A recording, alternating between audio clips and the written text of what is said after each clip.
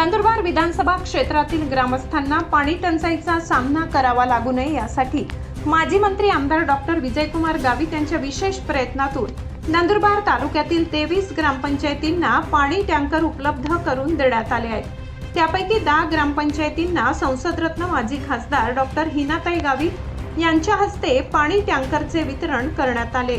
या प्रसंगी माजी मंत्री आमदार डॉक्टर विजयकुमार गावित यांनी व्हिडिओ कॉलद्वारे टँकरची पाहणी केली, तसेच ग्रामस्थांना शुभेच्छाही दिल्या।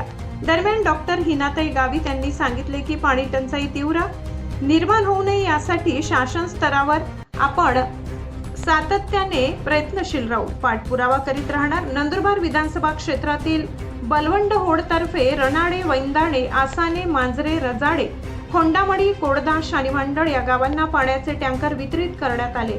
कार्यक्रमाला भारतीय जनता पक्षाचे तालुका अध्यक्ष दीपक पाटील आदी उपस्थित होते।